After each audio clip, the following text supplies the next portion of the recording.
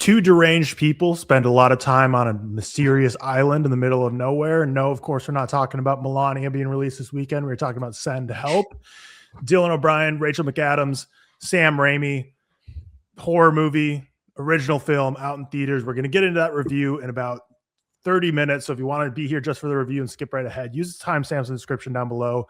If not, we're going to be talking about how we've been doing and what we've been watching. But before we get into that, first, we got to shout out our patrons, as always, and our executive producers for this episode, Ollie Powell, Harry Whitehouse, Cole Beaver, Cody Whitney, and Stefan Johnson. Thank you for supporting the podcast each and every week. But yeah, with that, we're going to go ahead and get into it. Again, if you want to just jump right into the Send Help review, timestamps down below. Otherwise, we'll get into how we've been doing, what we've been watching. Seth, what have you been watching this week? How have you been doing? What is up? How's the Champions League, EPL madness? It's good. It's good. I've been good. Kind of a bit of a quiet week for me, to be honest. I managed to watch like a good few films overall. I haven't really been going to like many events recently or anything like that. The only thing I'm going up is a Wuthering Heights thing, which jury's out on that film. But I'm personally, we're there. I'm when are you going to see it? The 9th, I think. Which is that's what I'm seeing it too. Is it Monday? Yeah, Monday. Yeah, that's next Monday. But yeah, it does been good recently. Busy, but also quiet, and then back and forth. Obviously, was on the podcast last week, but wasn't because I had something to do with family on the Sunday. It's just been kind of boring recently, to be honest. Not really too much going on, like kind of prepping for everything. Me and Anna have started prepping the wedding, I guess you could say. Or Anna has, yeah. Well, Anna has, because I can't get anywhere near it apparently. But yeah, started prepping for that. Exciting. So hopefully for like mid next year, I think is the idea probably. Which is planning out kind of what we wanted to do, because obviously we're doing a little bit differently than like a grand wedding, I guess you could say. What we can? Yeah, of course you can. You'll be the first. You'll be the first names on the team sheet, obviously. Like it, the team sheet. Yeah, we're in. Exactly. But yeah, no, stuff's been good. What have I watched recently? I watched a few films this week. I've got a chance. Me and Anna have obviously been keeping watching Better Call Saul. We're in like the end of season 5, so we nearly finished that. I watched Mega Shark versus Crocosaurus. So I wasn't on the Patreon episode because you guys did it midweek. What are your thoughts? You love it? Yeah, it's great. What would you have said about it? What analysis would you give? The set pieces are awful. I was bored by like minute 5.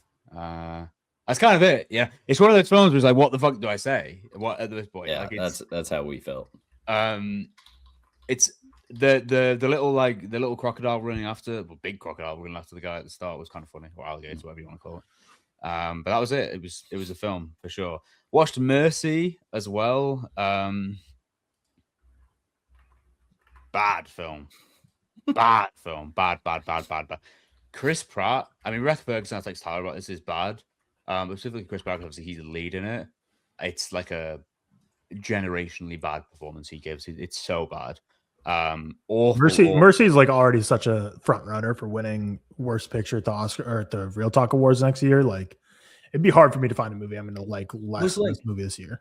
It's like this year's Electric State, which, funny enough, Chris Pratt might be doubling up on the winners. Yeah, I'd take the Electric State over Mercy, though. To be fair, at least Electric State isn't as morally troubling as Mercy was. That is true. I actually have Electric State rated lower. Basically, and I'm not going to spoil anything on Mercy if you want to see it, but basically, like the kind of big takeaway of Mercy is that police work has too much subjectivity, and the only way to truly get to the bottom of things is going to be with everyone being surveilled and having cameras looking at everyone. Like, we need that in order to solve crimes.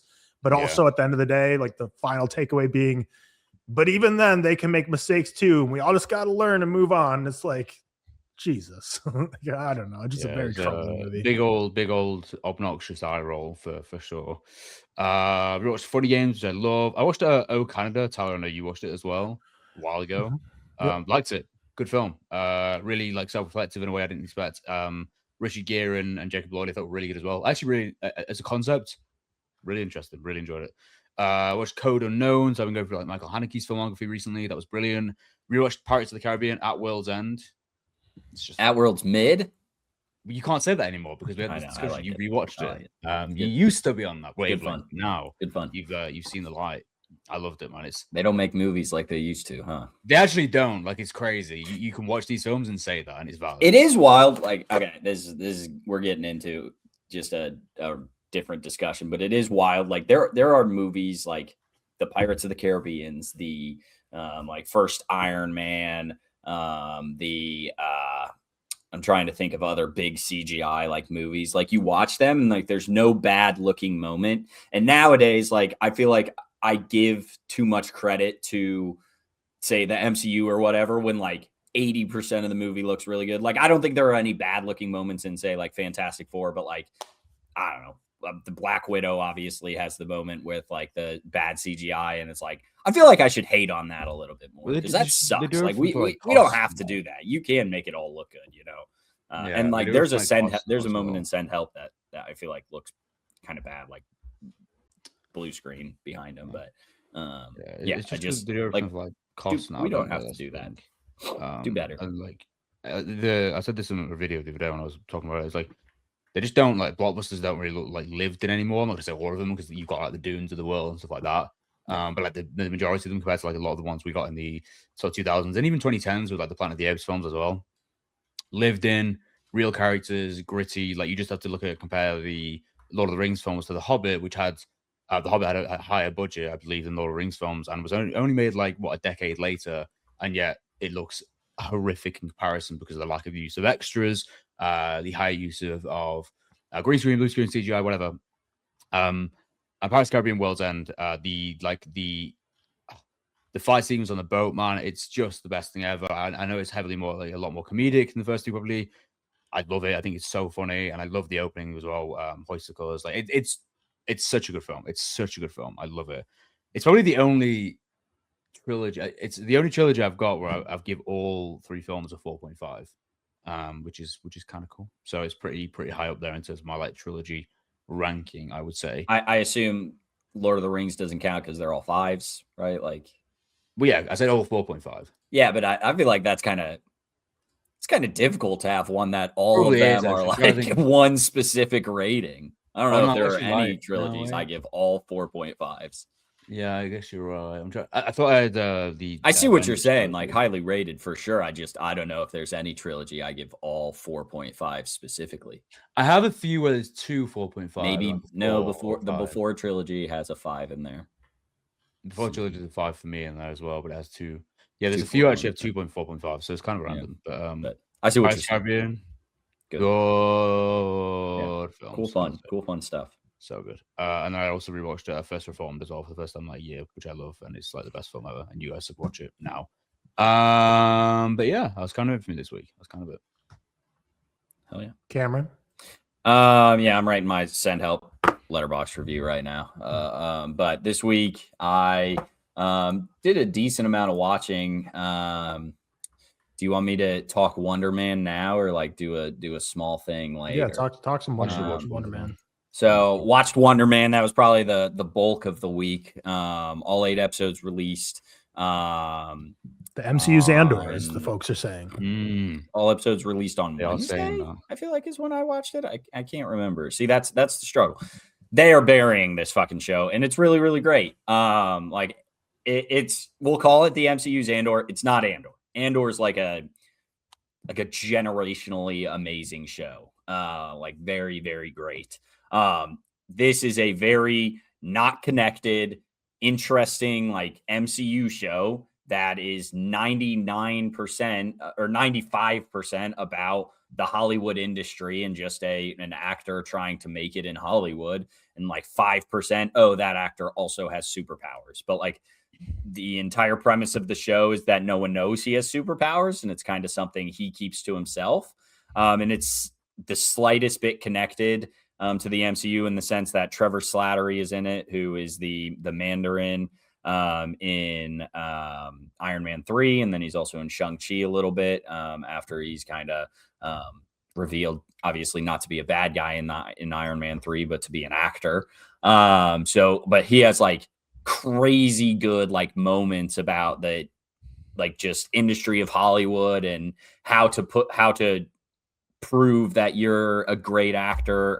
Like when Simon Williams, played by Yahya Abdul-Mateen, is like trying to hide that he has superpowers, but like that's not what makes him a great actor and a great person. Like it's all of the sum of his like life that he's had. There's like a really amazing moment between the two, talking about that sort of thing. It's just a really great show. Like episode 4 is entirely black and white.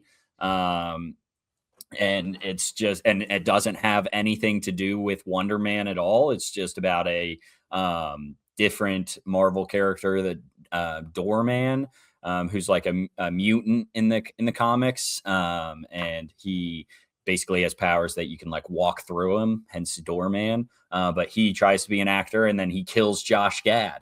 Josh Gad canonically dead in the MCU. Well, canonically missing at the very least. But yeah, it's a really, really great show. Yahya Abdul-Mateen, I don't think people give him enough credit for how good of an actor he is in general, and just how great he is in most things. I think he's really, really awesome in this. And you know, I've liked him for a while, but I don't give him enough credit because I think he's really, really good. So I enjoyed this a lot.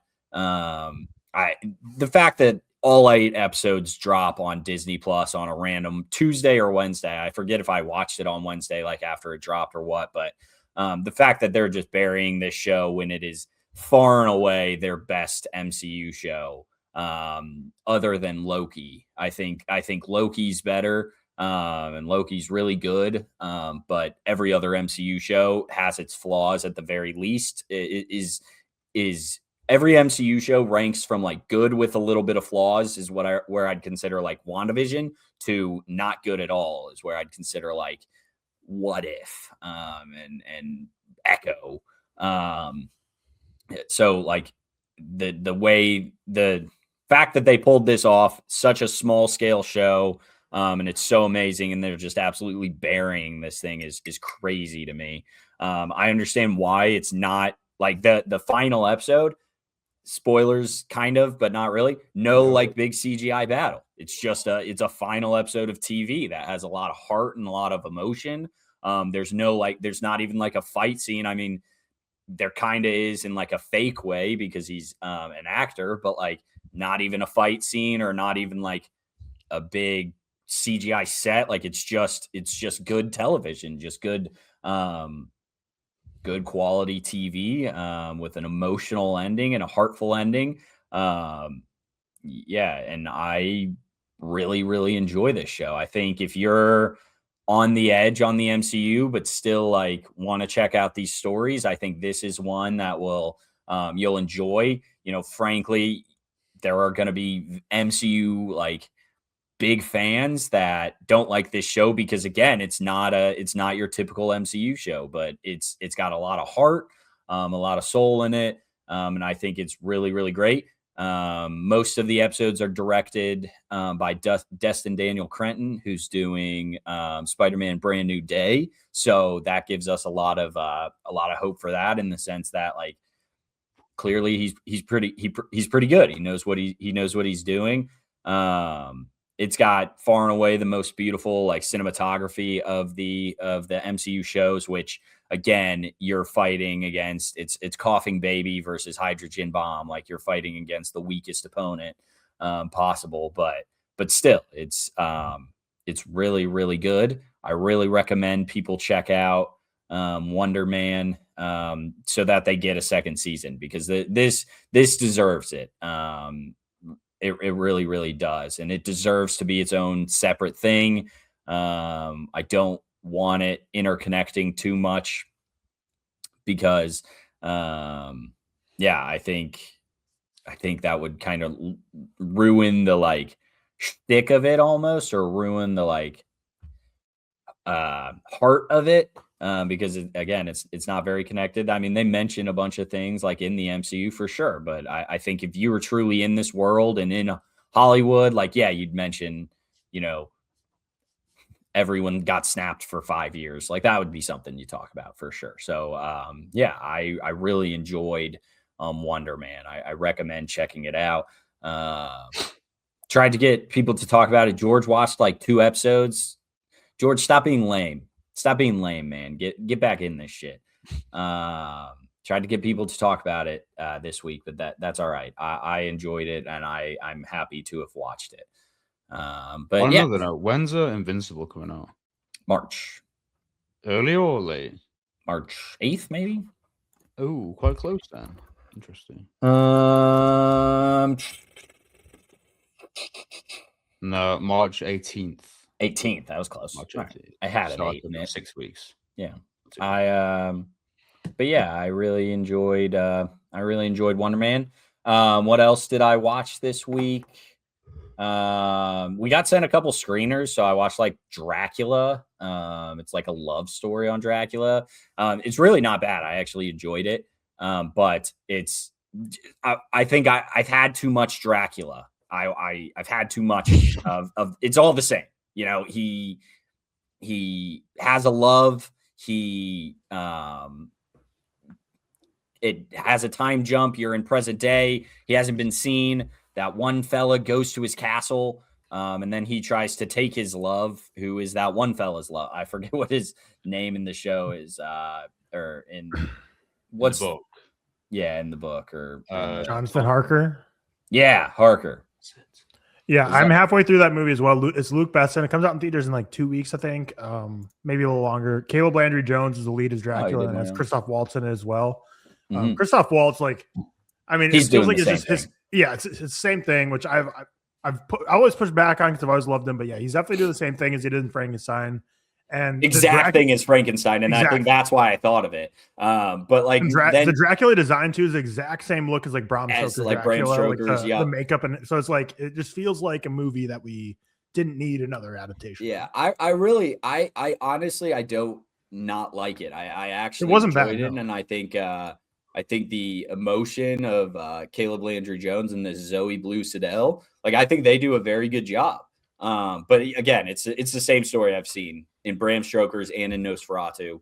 And I think I give this the same score as Nosferatu, which I might be a little low on that one.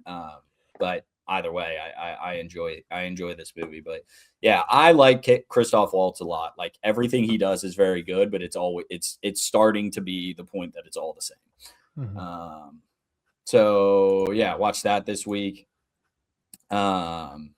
I watched the Super Mario Bros with Bailey. So we were sick this week. I took a sick day this week for the first time in I feel like a couple of years, but maybe that's not true. But was it sick or was it Raising Cane's? No, it ended up being like a 24-hour like bug because Emma got it the next day and then Bailey got it the day after. But and they didn't eat Raising Cane's? No, they didn't eat Raising Cane's. Okay. But I had Raising Cane's that day, so it's still on the no-fly list. Like it was yeah. It's not getting eaten for a while. But no, it did not betray me like I had thought originally. So yeah, I was just in the pits earlier this week. But then when Bailey was sick, we watched the Super Mario Bros. One night with him. Watched Scary Movie, which we'll talk in the Patreon. Scary Movie's not for me. We did watch High School Musical 2 last night as well. I came home from picking some stuff up, and Emma had turned it on for like Bailey and Sutton to just kind of listen to the music. I might be an idiot, like it came out when I was a kid kind of thing, but they don't make movies like this anymore. Like they don't. The Disney Channel originals do not hit like High School Musical was hitting back in the day. The music's popping. You don't be having great stars like Ashley Tisdale, Zac Efron, Vanessa Hudgens in things anymore. Like it's just I can't say I've been watching many Disney Channel originals these days, but I gotta assume they're not on the same level as High School Musicals. Because this just good music, good fun at home. Watch Send Help, which we'll talk soon. And I got to tell my story. I texted you guys, didn't get enough reception on this, but I was checking out. Whoa, what are we doing here? All right, wonderful. I was checking out my Send Help tickets on AMC, and it always pops up like random things. Is like, hey, you can pay for this or whatever, or get this for free or something like that. And so I'm checking out and it's like, hey, get this keg or brewing kit from Pinter for free. And you know me, I was intrigued. So I looked into that and I was like, what is this? Whatever. And I'll be damned. I got like a random Pinter that like makes a beer for $13. It's like, this is a $300 value. And then they email me and they're like, we've upgraded your Pinter. So now you can brew 2 beers at once for free. And so this is not a paid ad. I don't know this company at all. It could be the biggest scam I've ever gotten. But shout out Pinter. If you go on their website, you can just get a free one. Do that. Like, why not? Yeah.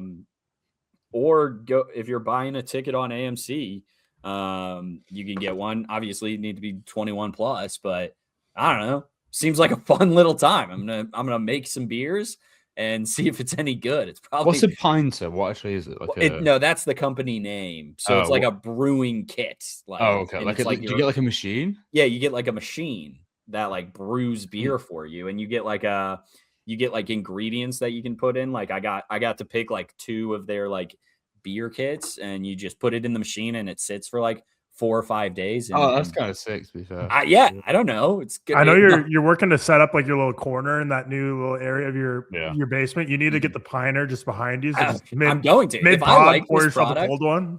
If I like this product, I will shell out for them, because this is it seems like a fun time, man. I'd want one of them. That's cool. Mm-hmm. Yeah. But so I did that this week. Emma and I last night, we after putting the kids to bed, like every once in a while, we'll like do a little date night kind of thing where we just like normally sit at home and like watch a movie together is kind of what date night entails, like after you have kids, right? But like I didn't want to do something lame like that. Not that, watching a movie's lame, but so I Googled like, date nights at home, date night staying in kind of thing. And some company came up that you could print like a murder mystery. So we did a murder mystery last night after the kids went to bed. Pretty fun time. You just like a 2-person murder mystery, and you just kind of read the statements from people. I will admit it was fairly easy. We got it. Emma got it. I was trying to look for any reason it wasn't the person that it was, because it was the only person that like had motive and like had been talked about by other people.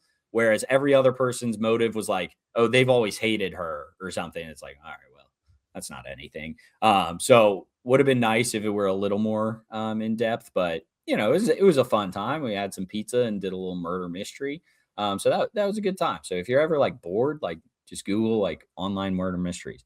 Do you want to know what we do for our date nights, Cam? I'd love to. We play Scrabble. Scrabble. I like a Scrabble. Yeah, we don't have any board games. Scrabble or chess. Well, I love Scrabble. Yeah, we do have. No, we don't have board games. We have a lot of those, like the silly games. Ones like we played in Texas. Yeah, exactly. Where it's like it's a prompt and you go around the room, so it's more like a group game kind of thing. Yeah, like the like not Cards Against Humanity, but the like God, I can't think of the name. King's Cup type games where you do something that sort of thing. Yeah. So we don't really have board games. But that was my week. Love me a good board game. Mm-hmm. We have a decent collection. Board games are one of those fun things when you get to be an adult that similar to just like collecting physical media. It's like once you get one, that's like yours for life. So like anytime you add one to the collection. I do love board games, and Bailey's gotten a couple now. So like we've been playing a lot of Candyland recently with Bailey. I love it, man. It's good. I would rather sit and play Candyland with Bailey than play hide and seek for half an hour. Like I love some Candyland. But it gets a bit boring when you're in the same location. It's always our house, and playing with a 3-year-old is definitely something special. I think there's nothing like better than I love chess, like a really nice chess. But like my dad, when I can't play chess. When I was younger, my dad bought like a massive like Lord of the Rings set, and it was like the orcs were like the pawns. And then like the bishops were like it was like Legolas and it was like with the elves, Legolas and Elrond and stuff. It was but they're expensive. But this is the thing, but board games are expensive if you're buying good ones. So but it's such a cool investment, man. Because like I've had one that my dad got from China. He bought like an ancient set for me when he was in China when I was like 5, and I've had it now, and it's obviously as good as it was then. It's just good. It's good memorabilia, especially if you like playing chess as well. It's cool stuff. I love board games. And they last like forever. Like my like house growing up in, like I feel like we had a closet full of board games, and like most of them were like the boxes were like completely destroyed, but like the board game still works fine. It's like you buy it once for like $30, but you keep it for like 40 years. Yeah. Shit's cool, man. I love Monopoly. Haven't played a good Monopoly's amazing, but it takes 5 days. It takes forever, but I haven't played a good Risk is my favorite board game for sure. Like that's number one. That always felt like growing up. Real quick of best board games. Yeah, we'll do a best board games real quick. But Risk was always the game in my closet growing up. That was always like, no, that's the elite level board game. Like I'm not in the mood for like a true triers board game. I need something for a novice like me. Yeah, I enjoyed Risk a lot. I used to play it on my phone a bunch. I haven't played in so long I probably wouldn't remember it, but you guys have a Trivial Pursuit there? Is that one? Yeah, we had a couple never played it. decks of that.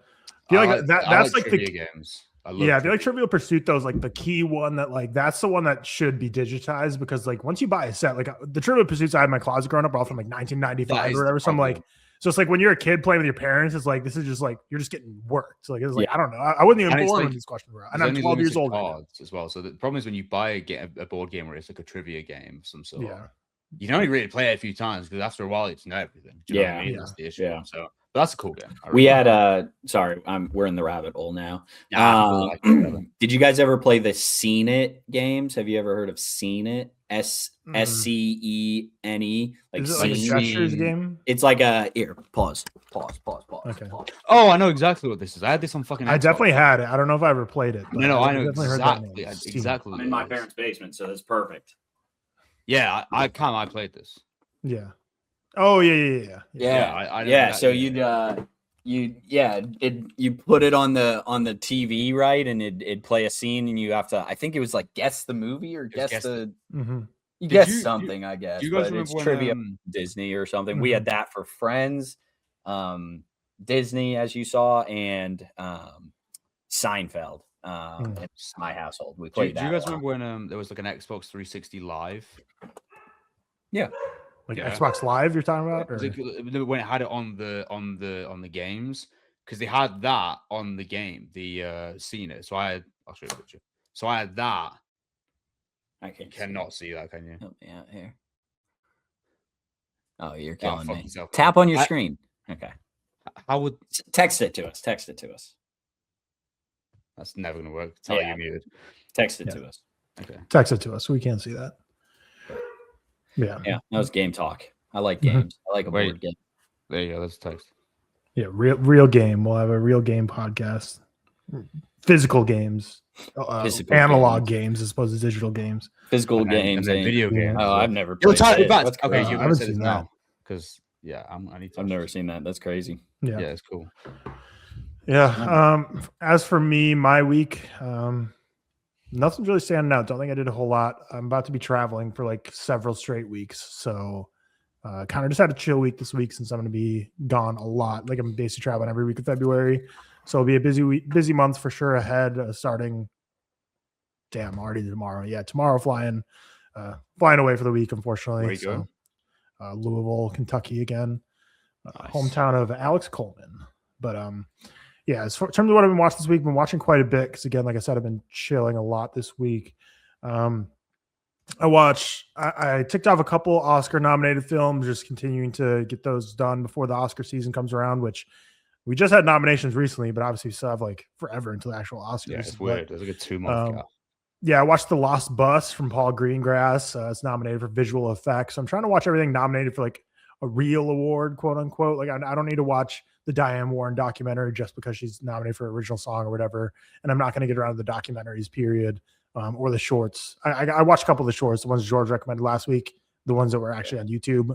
But so I'm going to watch every like actual feature film award nominated film. So The Lost Bus, nominated for VFX. Movie's fine. Obviously a truly incredible true story. It's just another A-tier Matthew McConaughey performance spent in a C-tier movie. And just looking at his filmography, it's he needs to get in some like real movies. Like I don't know what he's up to these days, but the Lost Bus is kind of like the first like, and even that I'm not saying it's a great movie, but it's a real movie in the sense that like before that he's been doing all the Sing movies where he's just doing voiceovers. He was in a movie called Come Home where he's the voice. He was a voice in the Deadpool Wolverine. Before this, the last like real movie he was in was The Gentleman in 2019. So, and even that's verging on real film, if we're honest. You know. Yeah. So he's definitely a long way away from when he was like winning Oscars and doing like elite roles like that. But I still think he's a fantastic actor. Like I still thought he was great in The Lost Bus. It's just the movie itself is just very fine. Visual effects or whatever. It's just the whole movie's mostly just like on fire. So sure, the fire effects look pretty good. But in terms of emotion and story, it's very akin to what's the name of that one Joseph Kosinski movie? Oh, Only the Brave, is it? Yeah, I think that's a far better movie than The Lost Bus. But again, incredible true story. Watch Mercy, as Seth and I just kind of chatted about. So yeah, just truly an awful movie that was even worse than I expected to be. Well, to be fair, I remember saying on the pod, like I thought like the premise was interesting, and I said like it would be cool if they actually do a real-time 90-minute countdown, which they did. So I'll give them credit for that because it was ideal because you could see how long was left. You know? Yeah, exactly. But that's what I wanted them to do, and they did it. So I mean, like I'll give them props for at least doing that. But yeah, it was a lot worse than I could have expected. Watch The Ugly Stepsister, Seth. I know you saw that last year, a few months ago, probably. But this is nominated for makeup and hairstyling. Grotesque, brutal film. Good film. I give it 3.5. Cool. But yeah, why do you text me saying I was giving shade to the Winnie the Poohniverse in my Letterboxd review, and you're sad about that? Like, are you a big Poohniverse fan? I actually not. I thought you said like Tyler throwing shade to the Winnie the Poohniverse. No, frowny face. I've only seen one of the films, and I give it a half star. I have no interest. I just saw it. I was like, oh yeah. This is how you should be readapting and reimagining these classic children's fairy tales into horror films, because again, it's a story we all know. And the thing is, when you readapt a fairy tale, everyone knows you can either subvert expectations or you can go by the book, but just in a different, much gnarlier approach like this is, that's what this movie is. Like everything that happens at the end, like I was expecting, and I was like, you better do this because like that would be sick. Like obviously the fitting of the shoe, I was like, you have to go there, and they do go there. But yeah, I just think it's a brutal body horror, a lot of just disgusting scenes involving. Like, looks really good as well. The sets are amazing, especially in the whole. Very, very well costumed, very great production design, and then the makeup and hairstyling to go along with the crazy, bone breakages in the face and all the kind of dismay had to be done to them. Very solid. So again, I like that. Watch better than The Lost Bus. Watch Fences with Viola Davis, Denzel Washington. I thought this movie was that the one with Leonardo DiCaprio in? No, this one. Oh, fuck, man. You didn't.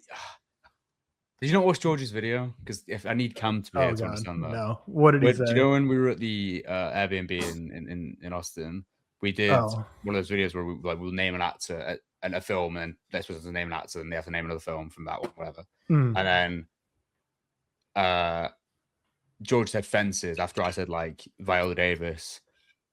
And then Cam couldn't think of an actor, and we were like, the guy. Think about the guy, as in Denzel. And then he was like, Leonardo DiCaprio, and people gave him shit in the comments. That's what I said. Yeah, no, Leo's definitely not in movie, but I think this movie's as good as it could be given how it's displayed. I'm never a big fan. Like I talked about this with Ma Rainey's Black Bottom the other week, where it's a movie that's clearly meant for the stage, and it's kind of just like one setting. I think one setting films can be fantastic. I love a lot of them. Like 12 Angry Men is a great example of one that's just in one setting and could easily be a play that I love. But most of the time, I think it's a rare exceptions to where like movies that are clearly meant for a play, where this movie just really 99% of it just takes place kind of like in the yard, in the house, and it's just like on one set, and it's just mostly dialogue driven. I think everything they do in that aspect is the best it could be. And Viola Davis and Denzel Washington are just like two of the best to ever do it. And they have just all their dialogue together is just fantastic. Denzel Washington making all kinds of baseball analogies. What's up? Am I an idiot for not knowing it was Denzel? He directed it. I had no idea. I didn't know that at the time. I obviously found that out when I went to log in on Letterboxd. I knew he was in it. I've never seen it, but I knew he was like leading it. But I never knew he directed. That's kind of cool. Yeah. But yeah, it's only is that his. So he's directed a couple. He's got 4, but the other so he did one called The Great Debaters. I've never seen. That's the only other one I've heard of. Antoine Fisher. What the fuck? He's made 4 feature films. Yeah, and that's kind of interesting. I had no idea. The least popular, like if you just have a story by popularity in Letterboxd, the least popular one is the one with Michael B. Jordan, and it's Michael B. Jordan. Yeah, one's like not what more talked about. But Yeah, Fences is really strong. Then Netflix recently added every single James Bond movie ever. I think there's like 28 in the filmography. Is that why my parents said they're going through it? They're like, we've been Probably. watching the James Bonds recently. Yeah, Like, yeah, because yeah. James Bond, the whole library has been added to Netflix, and I think every time something gets added to Netflix, it just further proves that it is like the king streaming service by so many miles. Because like anytime a TV show, like you'd be like, oh, why is Suits from 2010 or whatever all of a sudden the biggest show and everyone's talking about? It's like, oh, it's just added to Netflix. And like Mad Men getting resurgences out of nowhere. It's like, oh, it's like added to Netflix. It's like Netflix can really just like reinvigorate the cultural sphere, and it's doing that with James Bond right now. So I watched the very first one ever, Dr. No with Sean Connery. Cool. I gave it a 3-star. Certainly, I feel like I've seen very few James Bond. My James Bond bags is so limited. I've only seen the Daniel Craig ones, and I haven't seen a single other one since before this one. So I'm going to work my way through slowly. I don't know how long Netflix got the licensing for, but I'm sure I can find them somewhere if I run out of time before Netflix gets rid of them and I'm halfway through. But yeah, I dug it. I mean, James Bond is always known to be a womanizer. He's like borderline more predator in this one, where like every woman he gets with, I'm like, this isn't, you're not really so much smooth talking. It's kind of just like forcing your will on these women. So this isn't what I thought James Bond was a character of. But and this movie, it's kind of an impressive like first movie in a franchise that obviously has spawned like 28 films now, because it's like under 2 hours long and they throw so much at the screen, so much so to where I think it hurts the story, because the Dr. No character who's trying to plot world destruction, like the final battle with him, and when he really actually gets in the fold is like the final 15, 20 minutes, they throw him in and they have to resolve everything quickly. James Bond does a lot of side plots on the way to get there, which makes for a fun, like impressive first film experience. You're like, damn, they're doing so many different set pieces. You're meeting so many different Bond women. He's doing all these different minor side plots, trying to figure out who this guy is. But yeah, it's a bit meandering, but it was fine. It's a 3 out of 5. We'll see who ends up being my favorite Bond as we go through. But I guess I didn't realize until like really looking at it that there's only been 2 British James Bonds ever, because we've had one Australian, we've had one Irish. Well, one. So wait, isn't there only one? Only one. Well, isn't Daniel Craig and is Sean Connery or Sean Connery? No, well, Sean Connery is he Scottish? No, he's Scottish. Yeah, two. Because Pierce Brosnan. There's been 4. No, because Roger. Yeah, you're right. So there's two English guys. Yeah, you're right. 2 British guys. No, 3 British guys. So there's been 1, 2, 3, 4, 5, 6 Bonds. Sean Connery, 6 Bonds. George Lazenby. Well, it looks like one guy's only been in like 1. So Sean Connery. Okay, here we go. Here's the official break. Sean Connery, Scottish. George Lazenby, Australian. Roger Moore, English. Timothy Dalton, English. And then Pierce Brosnan, Irish. Daniel Craig, English. So 3 English. Then we had an Irish and an Australian and a Scottish. So I didn't know there was this. I thought there were like 4. I had no idea there was many Bond. There's so many Bond films, man. I'm kind of the same as you, where I've watched the Connery ones, and I think I watched the Pierce Brosnan ones, but outside of that, there's even like 2. I haven't even seen the most recent Craig one yet. The one that came out like 20. Oh, No Time to Die. 2021 or something, maybe a bit earlier. I don't know. But I haven't even seen that one yet. I've never really like been that high on just the Bond franchise in general, to be honest. Yeah. It was funny because we were watching, I can't remember what it was. Riley and I were watching something. There's a trailer for something before. It was not James Bond, but it was some Amazon Prime show or something where it was like the whole plot is like, oh, there's like this arms dealer in Australia. You have to go undercover and get him. It was very much a James Bond plot. And Riley just like, I don't know, she's like, that's like my least favorite type of movie. Like boring. Like I never want to see any like mission spy movies. I'm like, oh, it's like James Bond. She's like, yeah, couldn't think of a movie less that I would want to watch than like these kind of Bond movies. I'm like, I do get that. You know, it kind of fair. Like I certainly like them. I'm not anti, but they've never been my favorite thing to watch. Like a high IQ, super soldier-esque like spy being able to crack the codes and like solve everything.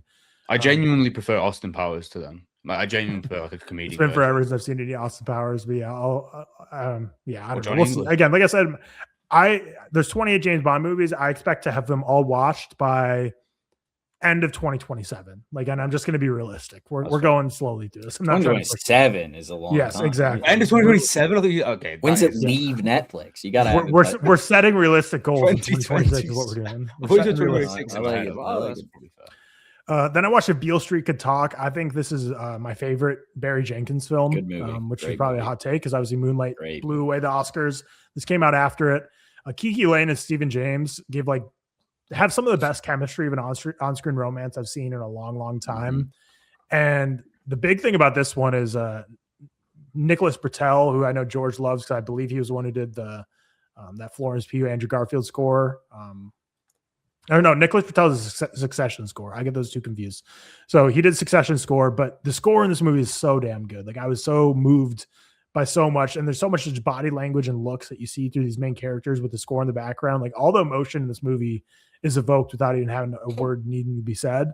But beyond Kiki Lane, Seth and James, who are amazing, like Regina King, Coleman Domingo, Anjanae Ellis Taylor, Brian Tyree Henry, Diego Luna, Dave Franco. Like there's all these like name brand Pedro Pascal, like big name actors who like everyone knows who like just have a scene. And it's like Barry Jenkins combines such an eclectic, brilliant ensemble cast, even though some of them barely have anything to do, but it's just cool to see when you just have like one scene in a movie and Pedro Pascal is the guy who has to deliver it, or like Ed Skrein shows up for a second, or like Finn Whitrock, or Dave Franco is just like a real estate agent who's in the movie for like 2 minutes. Like it's just cool how great of a cast Barry Jenkins is able to assemble, and that kind of shows you like the power of winning an Oscar, because this came out off Moonlight, and then once you win that Oscar, it's like everyone in Hollywood's kind of kicking down your door like, please let me work for you, and that's kind of the result is shown here. But what I love is that Kiki Lane and Seth and James is like the lead two in this movie.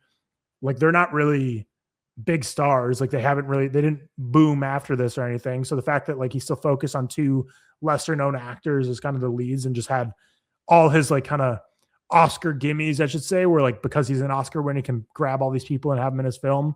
He just puts them in for like a scene or two, whereas he lets the two kind of lesser known really shine in the spotlight. So If Beale Street Could Talk is fantastic. Then I watched Nixon. It's Oliver Stone. He also did JFK. He does all his films are basically like a kind of political biopic / stories, but not as captivating or as exciting or as good as JFK, which I said in my Letterboxd review is a bit of a kind of ironic based on how Nixon and JFK had their political rivalry, and Nixon was always kind of in the shadow of JFK, which is very much how I feel about this film. Nixon is fine. Anthony Hopkins is great in it. I'm glad it came out the time it did in 95, because I'm just so certain that if this movie was made today, they would like make Anthony Hopkins wear like a big prosthetic nose and like do all these kind of alterations where like, I love that, like, you know, there was a time in Hollywood not too long ago that when you're playing someone in a biopic, they're just like, yeah, you look 60% right. Sure, go in there. No one cares if you look exactly like him. Nowadays, it's like, no, we got to throw you in like this exact looking makeup and everything. Like Anthony Hopkins looks nothing like Richard Nixon, but it's like, sure, yeah, that's Richard Nixon. He tells you in the first scene that's Richard Nixon is Anthony Hopkins. You're like, okay, I'm going to buy into it. I don't need you to make it look exactly like Richard Nixon for me to believe that it's Richard Nixon.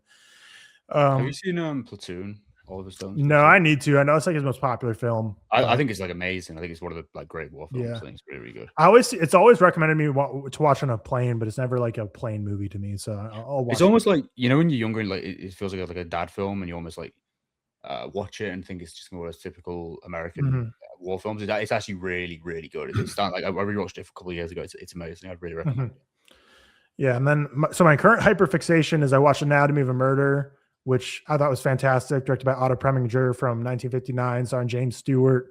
The poster is like a classic, iconic one that everyone's seen before, but I love this movie so much, and it's started my new hyperfixation where like I just can't get enough of like courtroom legal dramas. Like I've seen so many of them already, unfortunately. So there's not like I feel like all the great ones I don't have a lot of the bag left. But comment down below if you have good like courtroom legal dramas, because I've been adding a bunch to a list, but Anatomy of Murder is so good. I think it's such a great analysis of the legal system and how kind of absurd it is, because it's one of the rare times I feel like the problem or the trope most legal dramas have is that it's so clear which side is a good guy and which side's a bad guy, and the good guy side is like fighting against the like not likely going to get off or whatever, and the prosecutor or the defense has to make it so that they get off.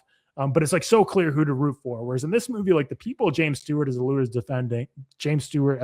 defending are very murky people that you like don't even know the whole time. Like this might be an elaborate ruse. Like even if it isn't, and even if this did truly happen to them, like with everything they're convicted of, like they're not great people. And you see that time and time again throughout the movie. So it's like weird to have someone who like, you don't really know what like was justice. You don't really know if justice is served in this movie, I guess, based on how the movie ends. It's so murky. Like I don't really know if that's what you wanted to happen or not. But Anatomy of Murder is fantastic. Started a bit of a binge for me. I think. Yeah, what do you got? Young Mr. Lincoln, the John Ford one. I watched it like last year. Really good. It's like a dramatized account of like early Abraham Lincoln, and then goes on to like the second, third act being like a courtroom drama. It's really good. I think you'd really like that one actually. Yeah, I'll add that to my list. I posted on my letterbox for people to comment on my Anatomy of Murder, and I'm getting some good ones to add to the list. After Anatomy of Murder, I watched A Time to Kill, which is an early Matthew McConaughey film, directed by Joel Schumacher, starring Samuel L. Jackson, Sandra Bullock, Kevin Spacey, Ashley Judd, Donald and Kiefer Sutherland. Crazy cast. Really solid Matthew McConaughey performance, really incredible Samuel L. Jackson performance. I know, especially when we talk about our tier list, like Samuel L. Jackson can kind of be Samuel L. Jackson as a supporting role in a lot of movies. And that's kind of what his bread and butter for his career is. But this is one where he's truly capital A acting. Yeah. And Matthew McConaughey is very early career Matthew McConaughey, kind of like his first big lead role. And he's fantastic in it. Again, another interesting moral legal case where it's basically like Samuel L. Jackson's daughter was raped and almost murdered by two members that are basically of the KKK, and Samuel L. Jackson murders them. So the whole trial that goes on is Samuel L. Jackson admitted to the murder. He's clearly guilty. Everyone saw him do it in plain daylight. It was in the middle of the courtroom. So like he had billions of witnesses. So like we know he shot and killed them. But if someone does that to your daughter, are you justified to do that? And that's kind of how the whole movie plays out. And if a jury is going to put someone off for that, especially in post-integration Mississippi, which is a very unfavorable position to be in for someone like Samuel L. Jackson. So another solid movie. And then I'm watching To Kill a Mockingbird right now. I didn't quite finish it, but I'd seen that back in school, and I read the book, obviously. So been just going through just legal courtroom dramas. It's been my cup of tea. But yeah, we can talk about Send Help then, because that's the most recent movie I watched. Well, also scary movie, but we'll talk about that on our Patreon review Friday. But Cam, you ready to talk some? Whoa. What? We ain't got something to tell me, Mr. Whitmore? I didn't forget. Happy birthday. Red Dead 2. Yeah. You're not going to like it. You didn't like it? No, because I only played for 30 minutes and stopped, unfortunately. Not fucking hell, man. Not Red Dead's fault, but I need to get so I only have a PC gaming. That was worst game for you to play, by the way, considering you only had a few hours. Because it takes I only had a few hours that day. I'm starting to get into gaming, but the problem is my PC gaming setup right now. I need to get like a cable for my computer to split the inputs, because basically my controller has to plug in through USB-C, and I only have one of those, and that's how my speakers plug in. So my only option to play Red Dead was without volume, basically. So the only game I could play, I was not allowed to have any volume. I have. So I basically turned on the subtitles of the game, and I was like, it's just not the same, because you don't get the music, you don't get to hear anything. So because I need to get something to allow me to have two different cables plugged in my computer, so that's why I just went back to playing Madden, because I'm like, that's the only game I can play without sound. Yeah. So I didn't feel like it was worth playing, because like the opening of Red Dead Redemption 2 is so cinematic. Oh no, you need. And for context, for people, if you're not in the Discord, I said that I'm looking for a video game to play. I had a bunch of free time on Friday or something, and I got Red Dead Redemption 2 from a PC. But I started the game and I was like, this looks cinematic as hell and amazing, and I can't get sound through my computer because I need to get another cable. And it didn't feel right. It didn't feel right to play that game without sound. So I just went back to Madden. But the cable should be here, so I should next week. Well, this week I'm traveling, but next week when I get back, I might have some time. So I'm excited to play it though, because I know everyone loves it, and I was a little put off by it because I knew you couldn't, or I knew it was the second one in a series, but I guess it's a prequel, so it doesn't matter if you haven't played Red Dead Redemption 1, right? So it doesn't matter. But yeah, more updates to come. I need to get that cable. So sorry for the cliffhanger, unfortunately. But you could have just fucking told me that instead of making me wait like 4 days. By the way. That's yeah, great. well, I felt guilty at first that I said I was going to play it, and then I wasn't ended up playing it. So like, I'm just going to buy myself 3 days before I have to make up, to tell you that I'm not going to be able to play it. But yeah, gotta get, because I use an Xbox controller to PC game because I'm not a keyboard and mouse. Oh yeah, fuck that. Yeah, not an elite guy like that, but no. Because it's not like an Xbox, like I have to have it plugged in 24/7 when I'm playing. Yeah, and the only cable that I have is the same that goes to my headphones and speakers and stuff like that. So fair enough. Yeah. All right. Send help time.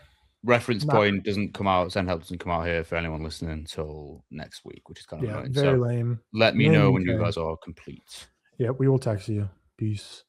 All right. So Send Help, directed by Sam Raimi, starring Rachel McAdams and Dylan O'Brien. Meet Linda Little. She's from strategy and planning. She's the boss now. 2 colleagues become stranded on a deserted island, the only survivors of a plane crash. On the island, they must overcome past grievances and work together to survive. But ultimately, it's a battle of wills and wits to make it out alive. Cameron, we'll start with you. We'll start non-spoiler. Mm-hmm. I don't know. Yeah, go into it. I was going to say something. I was going to say that there's probably not a lot to talk about non-spoiler before we get into spoiler parts of it, but maybe we'll change that mind. But what are your thoughts on Send Help? I mean, you started the movie with a bang by getting a free brew kit. free brewery.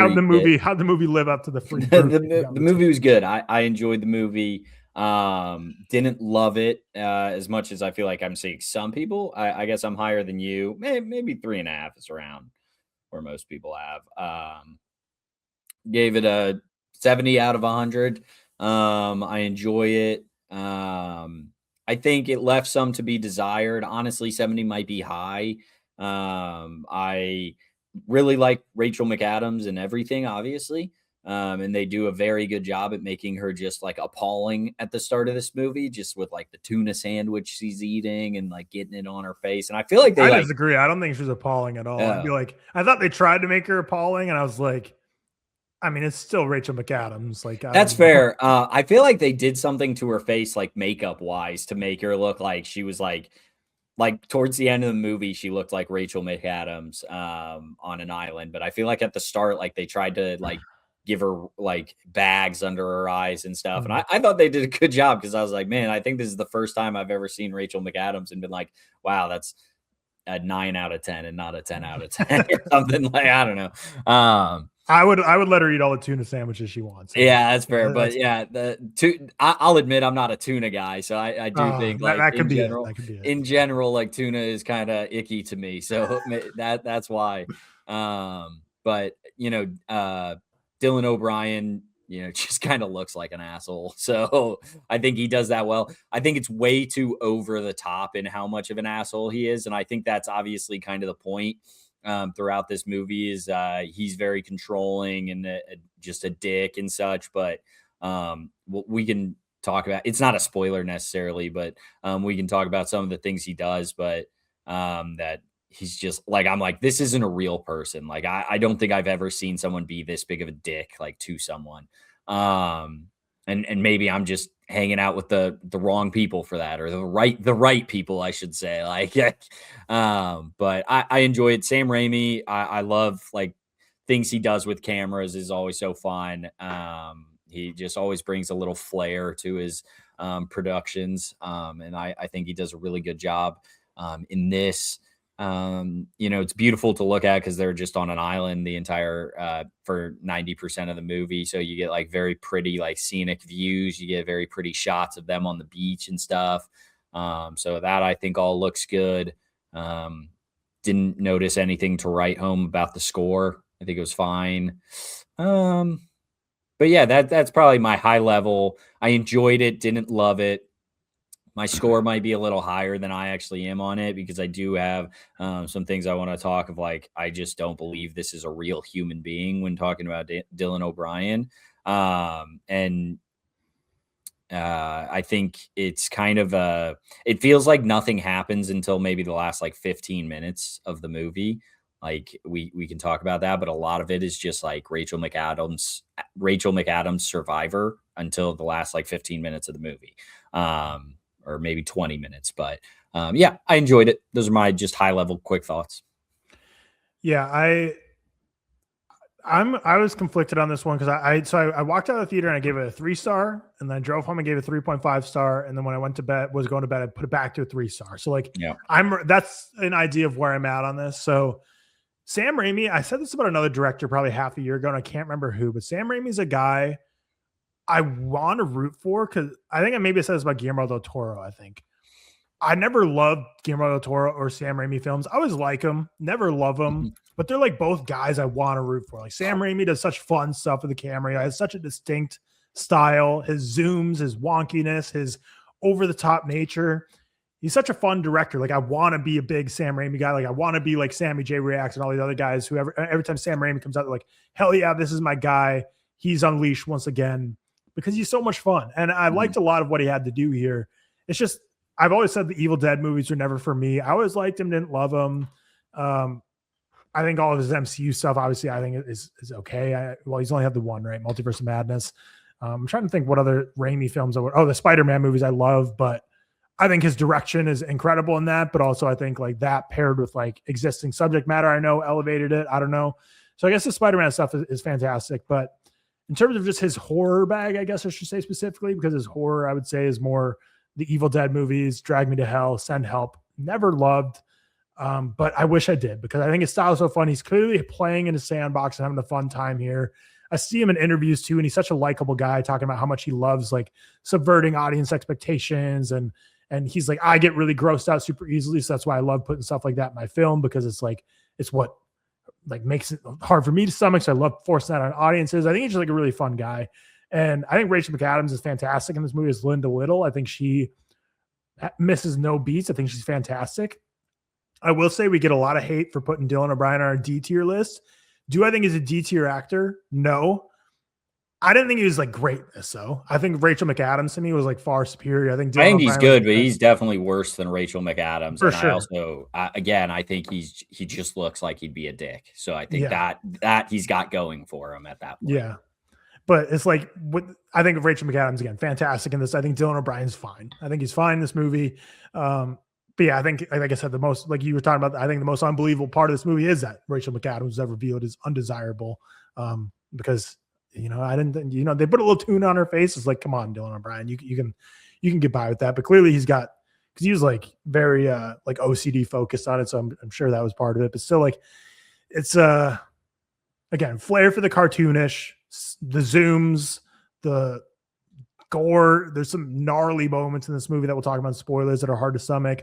Certainly very wonky visual effects, very cartoonish, wonky visual effects that don't look the greatest. But those moments are few and far between. Anytime there's a crazy VFX moment, it's quick.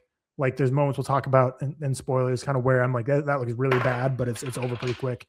And then I think the movie kind of suffers from maybe one or two plot twists too many.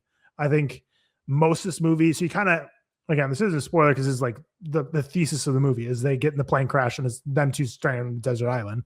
So that happens like 15 minutes in. And then once you're in there, you're really in desert island survival, like Cam said, for a good hour plus. And did you ever see Triangle of Sadness? No. Okay. To me, I think this is very much Triangle of Sadness. No, I did. I was thinking of Zone of Interest. Triangle of Sadness, I saw. Yeah, I think this very much a bit reheated nachos because Dolly De Leon was kind of like the help on the ship, and then the ship explodes and she starts running things in the island, and all the rich people on the island are like her submissives and she's the dominant. I feel like it's just very that flip and that social class change is exactly kind of what's on display here. So, and even down to like there's a vomit scene in this. Again, no spoilers, but it looks like a golden hue, which is very Triangle of Sadness-esque. So I'm like, yeah, Triangle of Sadness kind of covers this story thematically. The end changes it up a little bit. We'll talk about that in the final 10 minutes. But again, the ending, I don't know if I loved it or not, just because I think it might have been just one twist too many. It certainly fills in a bunch of plot holes that you find out throughout the movie. You're like, how is this all happening? That's a little unbelievable. The end certainly kind of tells you a little bit about that, but we'll get there in spoilers here. But that's all I had to say for non-spoilers. I had fun with this movie. It's certainly a movie that if you watch in a crowd, it's probably going to be a great time. It's a great crowd-pleasing film. My theater wasn't that full. I saw the theater numbers. I think it's like between this and the Markiplier. We just talked about that. What's the name of that movie again? The Iron Lung. Iron Lung is between those two for who's going to win the box office this weekend. but neither of them are certainly breaking any box office type of records. So Send Help is getting crazy ticket sales. So my theater wasn't certainly that packed, but I think George said it was a great theater experience, and he's obviously in New York City, so I'm sure he saw this in like a packed theater, and I feel like this would be a great movie to watch in a packed theater. But that's kind of where I'll leave it. Rachel McAdams, great movie, fun, if albeit repetitive and maybe a twist too many. But Sam Raimi is a guy who I wish I loved more. I love him as a person, but his movies aren't really for me. Yeah. Spoiler time. Again, we're not going to go beat by beat or anything, but let's start with some of the wonky visual effects. So that's one of the things I noted, and you kind of noted that early as well. What were kind of the moments that stuck out to you that you were like, that VFX looks rough? I know for me, no, they're just I guess they're just moments like with the when they're on the top of that mountain and they're looking out, and it looks good when they're looking out, but then it pans back to them and you see the blue. I think the blue screen behind them is a little wonky. That's kind of the moments I was struggling with, and I feel like they filmed, like I saw a lot of behind the scenes, and I feel like some of this was a decent amount of this was filmed on location or whatever location that was. So I just don't fully understand why we can't get like great shots, because that mountain probably wasn't real, because it was like such a tropey mountain in the sense that they're climbing up, and there's like a small ledge that you can walk on. Like it's probably not real. But yeah, it feels like some of those moments where it's like, why can't we do this better these days? I don't fully understand. Like it's budgeting. So I understand that, but still, I don't get why we can't do this a little better. Yeah, definitely some blue screen moments. I thought when her eyes getting poked out, like it like kind of inflates and looks very like, I think that's like Sam Raimi. That is Sam Raimi. Yeah, but I think that one's almost intentional. But that's why it's almost like the wonky visual effects are like his style. But it's certainly like if you go to see his movie with your dad or something, like they're gonna be like, wow, that looks really dumb or stupid. And like the boar looked fine. Didn't look like the boar looked weird. The boar did look it looked rubbery, we'll call it. Like it looked like the fake dogs from the Hunger Games, if you remember those at all. Oh yeah. The ending dogs, they look kind of rubbery. Yeah, so I think those are the only thing that stood out to me is a couple blue screen moments. The boar wasn't the greatest, and like the eye gouging scene. But again, that part's much more intentional, whereas I think the other two, the blue screen and the boar, are much more a product of budget or reshoots. Like for the blue screen perspective, they might have had to reshoot something after they were already gone from the island. But yeah, in terms of spoilers, like I guess so the first like 20 minutes, I'm not trying to go beat by beat, but it's more like we kind of get introduced to this Dylan O'Brien character, what you're talking about. And you mentioned he's kind of like cartoonish in the sense of how villainous he is, where, you know, Rachel McAdams is standing in the doorway and he's literally talking to a potential secretary, like basically saying like, would you have sex with me for this job? And he's just doing that in front of employees, which, you know, it's obviously trying to symbolize thematically that he feels so untouchable in his position of power that he can do whatever the fuck he wants and no one's going to do anything about it. But certainly I think at points it can borderline. The specific point that I was like, this isn't real, is when they're on the same plane as her, 5 feet away, watching the Survivor clips, like laughing and pointing at her. And like, not to the sense that it's like so hyper done where it's like clearly this is how she imagines it or whatever. Like they're talking about her. Like it's in the sense like they are like just watching it laughing while she's like in the back of the plane working on some project. And I'm like, I've never seen someone just make fun of people in that way. Like I've seen someone make fun of someone in front of them, like to them, like, hey, you look like an idiot or whatever. I don't know.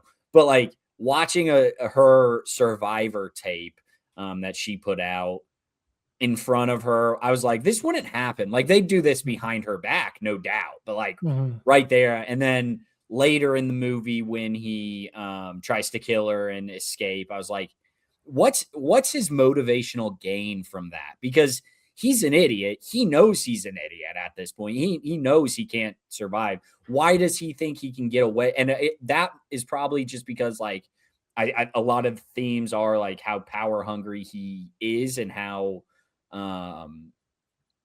like he doesn't care about her and he just wants to get off the island and but like, why would he not be like, hey, let's build this boat and get off the island together? Like, cause throughout this movie, he's incompetent on the island. And then he's like, I'm going to kill her with these berries and get on this raft in the middle of the night, by the way, which again, he's an idiot. I get that, but everyone knows the waves are bad in the middle of the night. Like the moon, baby, be making waves. Like it just, I didn't get that part. At that point, he's probably, they were like weeks into the island. I'm sure he's just like, I'm going a little bit deranged at that point. But no, I get what you're saying.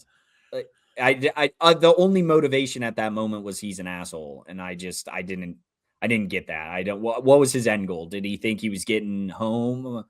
Why kill her? Why not just go? Like I didn't get at all, to be honest with you. Yeah, and if you really wanted to try and kill her, I feel like the drugging I feel like just wait till she's sleeping and bash her head in or something. I mean, I guess it's a little harder to stomach if you're Dylan O'Brien, but at that point they were so deep in their rivalry. I think he was perfectly fine with killing someone. I'm sure he's done something, maybe not killing someone, something worse to people to maintain power.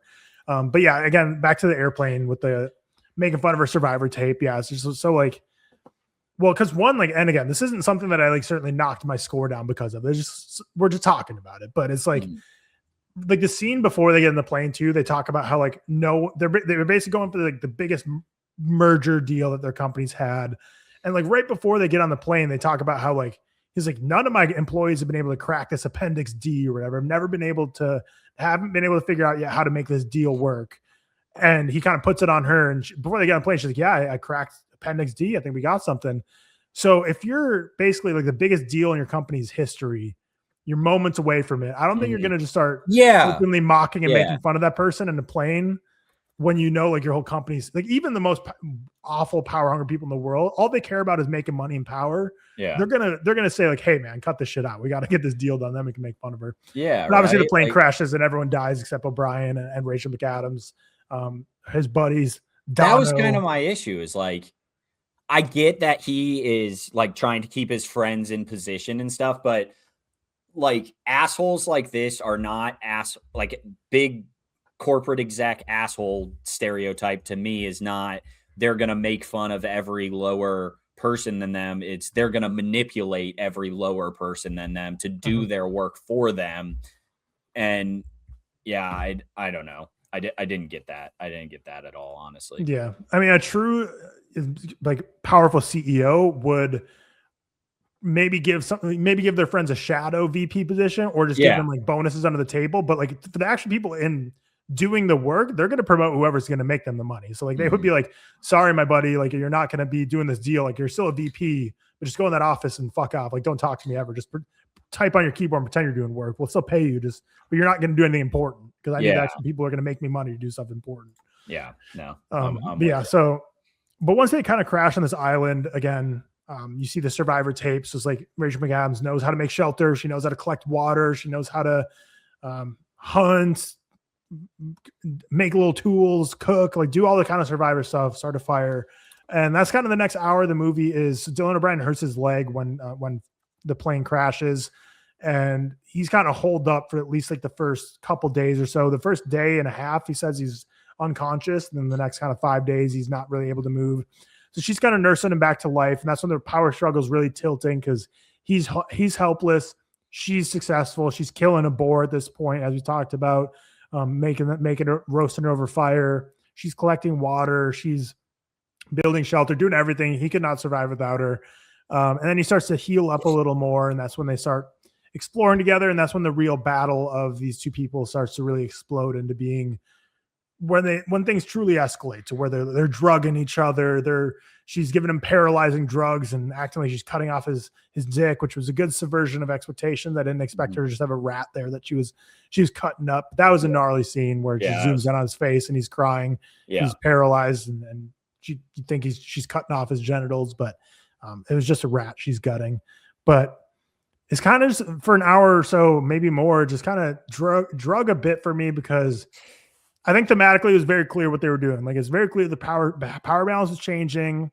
He was trying to get away. She was trying to keep him there. You see multiple times where a boat comes by. She doesn't flag it down because she doesn't want to be saved yet because she finally has that power in her life and she has to either one, like throughout the movie is like she has two motivations for me. It's either one, she loves the power on this island, never wants to leave the island because she's on top of this island, or two, when she said not yet when the first boat came, I figured it was like, I took it as either not yet in terms of like she loves his power, she's not ready to give it up, or not yet in terms of I have to make him so dependent on me and so clearly like I saved your life, you're the only reason I'm alive, that when we leave this island, there's no choice but for you to give me like a VP position. But either way, that's kind of the cat and mouse game they play. She's surviving greatly. He's struggling. And boats come to try and save him, but she kind of shoos them off because she doesn't want to get saved yet. And that kind of takes us up to the final like 30 minutes where his fiance and like a guide come to the island and see Laura Lindell, and they see her and come on the island, and they're here to save both of them because you find out the search party has basically been called off at this point, but she self-financed because she was confident that in this island was where they would be. So they found her. They're like, please take us to Dylan O'Brien. Please take us to Bradley, I guess is his name. And let's go take you guys home. And then she kind of takes them on that treacherous hike, the tropey mountain, Cam like to call it. And you see her slip off the rocks, which prior Rachel McAdams already slipped off and Dylan O'Brien saved her. She slips off. The tour guide guy kind of grabs onto her. And it kind of cuts there. You see Rachel McAdams go back to the beach and without any mention of what happened, but obviously they're not with her. Later in the movie, you end up seeing like 10 minutes later that it was because she kind of bashed the guy's head who was holding up his fiance. They both fall down. But I think this leads to a pretty cool moment where Rachel McAdams' mind is starting to go on the beach late at night. And she's like being haunted by these skeletons and by the fiance. And she's like, after killing them, basically murdering them, she's kind of haunted by that. And these ghosts keep appearing and she's kind of going crazy a bit on the beach. And it's very much like, is she there? Is she not? Like, was this real? Was anything that happened real? Like, you don't really know with her mind. You're like, oh, she's kind of going crazy. Maybe they never showed up. Like, is any of this real? What's going on? But ultimately you do realize it was very much real because her body washes up on shore. Dylan O'Brien notices the engagement ring, the signature engagement ring that was just massive. So it was unmistakable. So clearly she did murder both of them by sending them to their deaths. And then they obviously get in a big fight, and it kind of all leads up to the final bit where they go to the house, which is the final like 10 minutes, which I feel like is the final plot twist, which might have been a plot twist too many. But like I said in the non-spoiler, it filled in a lot of the plot holes because like, how's she getting a knife? How's she getting restaurant level sushi? How's she getting all this stuff? It's like, oh, she just has a house she's been pillaging. And yes, she is a survivor, but all this like fruit and all this stuff she's gathering, she's just like stealing from this house. So it filled in all those plot holes because like I think before her explanation was like, oh, this knife just washed up on shore, like lucky me. Yeah. But makes a lot of sense. She just found this house, basically a rich person's house. It's like just a vacation house. They're not there 24/7. She kind of broke in, and that's where their final battle is between the two. But I don't know if I love the final house bit. I thought at first the twist was going to be, because I kind of figured there's got to be a house somewhere, because I was watching the movie like, how the hell does she have all this stuff? Like, clearly there's got to be somewhere she's getting it from. Either she staged this somehow or there's a house she's getting it from. And I initially thought it was going to be her husband's house and they like lived on that island and somehow orchestrated this whole thing, because she tells a whole story about how she basically kind of like killed her husband. Yeah. And so I kind of thought that was all going to come back and be like, no, like this is actually like their game and they're actually rich and have that house. But no, it just ended up being like a rich person's house. And she kind of just says like, oh, I disabled the security system, so they didn't know I was here. But she's like using the whole security system to like see Dylan O'Brien and all them. So I don't really know how she would like get away with kind of like living in this house for like a month. And also like, again, this could just be thematically purposeful because it's saying like rich people are so wasteful they don't care. But they keep showing these servants show up and like deliver fresh fruit to this house. I'm like, this fruit's going bad in like 5 months. I don't know. Right? If like, the guy's not coming back for 3 months, delivering it? Yeah, I asked that fruit too. Of like, why are we delivering this right now if they don't think anyone's there, or do they think someone's there? Like, I guess if they saw people were eating it, but again, I think if you had servants, they wouldn't just like look at what you've been eating and take it out. I feel like they would have like a point of contact, like someone that works for whoever. Yeah, hey, like, noticed this fruit I brought was taken. Do you need more or whatever? Yeah. And they'd be like, we're not there right now, you know? Yeah. And if you're that rich to have that kind of mansion, I think you'd probably have like, you'd have an order someone would be placing. You wouldn't just like have random stuff be showing up. You'd be like, I want specifically this on this date, but whatever. The final house they kind of get into, and again, like it's their final kind of duel between each other. They have a gun, they have weapons, and they're kind of in a final standoff. And I don't know. I just don't really get, to me, the ending fell apart a little bit. and maybe that's just me refusing to have like fun with the movie, which could be very valid, but it's like basically they have this standoff. She ultimately ends up killing him in the house's rich guy. And then the rest is told through kind of narration or through like a flash forward where she then goes on a raft in the middle of the ocean. Rescue boats come and find her. She's taken home. She's recognized as some like survivor woman. But I just don't really get how you get away with any of that. Like Dylan O'Brien's body is very clearly dead in this rich person's house. If she moved the body, there's still blood and evidence everywhere that they're going to investigate when they get back or whatever. Yeah. The security cameras everywhere, which she said she disabled, but I don't get how, I don't know, strategy and planning. They never show, she's a whiz with numbers, but they never do anything. They never show her like she's a tech guru. Yeah. So I don't get how she could get away to where she's now just a rich person living off the success of being a mega news story. So again, like it's nothing I'm super nitpicky about, but I think the ending didn't fully work for me. I get thematically she comes out on top. Strategy and planning was an all-time final, like line drop before killing someone. But then I was just like, okay, this is a little silly, but Sam Raimi movies are silly. But I don't know. Do you have any thoughts on it? I think the ending is one of those things where it's like movie disbelief almost, in the sense that the fiance would have told someone she was coming. Like someone would have known the plan of like, hey, I'm going to go look at this island. I'll be back in a couple days or whatever. Yeah. Work or anything. And they're clearly, well, I mean, maybe that one you say is she fell off the cliff or something, or they both fell off the cliff. I don't know, but still, like someone would come looking for those bodies. Dylan O'Brien was beat to death. So like how'd that body not get found, and maybe you throw it in the ocean or whatever. I don't know. You know, it's a lot of movie disbelief almost. But yeah, I was like, so she's just chilling now. She's good. Mm-hmm. Yeah, I guess so. But yeah, it's a fun movie ending. The breaking the fourth wall was fun from Rachel McAdams. But ultimately, I think this movie is just a great showcase of Rachel McAdams' range. I think she had a like relatively similar like a career path, I feel like, to like a Matthew McConaughey, where they kind of started out as just rom-com people, and then as their career developed, they kind of broke into drama and all these other genres. But like Rachel McAdams, like just looking at her, like recent films, like she does so much more than just like the rom-com. I'm trying to see what she's most recently done. Like I Loved Her and Are You There God Is Me, Margaret. Game Night, she's obviously still funny. She's been in some, like Southpaw was a very serious role from her. Obviously, she's not in it that long. But yeah, I think Spotlight, a great dramatic performance. And yeah, I really like Rachel McAdams as an actor, and I think she continues to add to her bag. This is her first.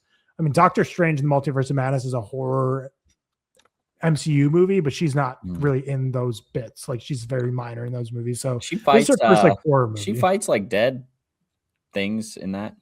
Okay. Yeah, I mean, it's been forever since I've seen that movie, so that's fair. So yeah, Rachel McAdams does great in this, but everything else I thought was solid. I didn't think it was bad. I didn't think anything was great though. I'm landing at 3 out of 5. You're at a 3.5 out of 5. Yep. And for everyone's awareness, so. George, he's in Boston this weekend, but he also gave it a 3 out of 5. Just had very fun time at the theater. But yeah, that's our review of Send Help. Let us know what you thought of the movie. But we'll get Seth back, but I guess real quickly, there was another movie released this week. We want to talk real quick about The Wrecking Crew. Did you finish The Wrecking Crew? Yeah, of course. Yeah. That's a movie. Yeah, The Wrecking Crew came out on Amazon Prime on a random Tuesday. No clue why, but it stars Dave Bautista and Jason Momoa on top of Tamara Morrison, Morena Baccarin. What's the name of that guy from Spider-Man? Jacob Batalon. Jacob Batalon. But yeah, the premise is they fight like brothers, they wreck like legends. Estranged half-brothers Johnny and James reunite after their father's mysterious death. As they search for the truth, buried secrets reveal a conspiracy threatening to tear their family apart. We're not even going to do spoiler, non-spoiler, but just give your overall, like, what would you take away of The Wrecking Crew? Take away the movie. I didn't like it. Maybe I'm being too harsh on it, but it's just not a movie I care for. It's a movie that like your coworkers are gonna love, your dad's gonna love, but I'm not gonna love. And I think it's it's I don't know. It's a stupid action movie between Dave Bautista and Jason Momoa. They obviously have pretty good chemistry in this thing because they're both like the same person of just like big beefy guy who's gonna beat you up. So I enjoyed that part of it. Monica Morena Baccarin. Is that her name? I like her in most things. Shout out her in Gotham. Anyone ever watched Gotham listening to this? That was a good show for a little bit there. So I really like her, but I didn't really care for her in this. Jacob Batalon is doing a semi-Asian accent throughout this thing. Dude, when they first introduced him and he was doing the full, it was a lot. Yeah, I was like, no way are they? Yeah, I was like, no way are they really gonna choose this for his character? Because he like starts out by trying to like act like he's like basically fully like Chinese, and then he still has an accent the rest of the movie, more so than he has. It declines throughout the movie, but when he first starts it off, he's like super thick, like Ken Jeong and Hangover type of accent. And I was like, did they really decide to make this guy who everyone who's watching the Wrecking Crew has probably seen one of the Spider-Man movies and the new one. So they know that's not his like normal accent. So like, did they really choose this for his character? That's crazy. But just a lot of racist like nicknames given to every Asian character in this movie from Jason Momoa. Like, what did he call it? He called Jacob Batalon fat like Kim Jong or something. No, that's not what he said. That would have been probably too much. There was a lot of very borderline racist, if not blatant. Yeah, he called him. Yeah, I texted you all of the nicknames like that they said, but he calls someone Zuko during this. He calls someone Naruto during this, and it was just one of those things. Like, it's like, all right, we're throwing every single Asian character that's ever been in media out at people right now. So that's something for sure. There are some gnarly kills in this that maybe were pretty good. Like he like puts a person's like teeth on a table and then like punches down and like breaks his jaw. That was kind of crazy. I'm sure there are others that I can't remember at this point. They did the old boy hallway fight scene with it. Yeah, they did an above like shot in the hallway, which was something, I guess. Hammer, and that was cool. I just think the big problem is like there's cool action in this, but Dave Bautista and Jason Momoa are so stereotypically written characters that don't break any. Like the whole Jason Momoa, how he's like basically he's like this. I guess the trope is so overdone on like a big tough guy that when like their woman comes in the mix, he's actually like a loser doofus. Like when he's at the airport, all like giddy and dumb, like with his like wife coming or ex-wife coming. Like, and then Dave Bautista, he has a couple moments where he shows some emotion, but ultimately I think this is like this plot to like avenge their father's death or figure out who killed their father. Yeah. And I just didn't care about, I wasn't ever invested or cared about like this plot of this underbelly of all these like mafia connections and like everything they're trying to uncover. It was just never interesting. And when you add characters that are very one trope and one note on top of that, I don't know. It's like Jason Momoa. I don't think I've ever seen great acting out of him.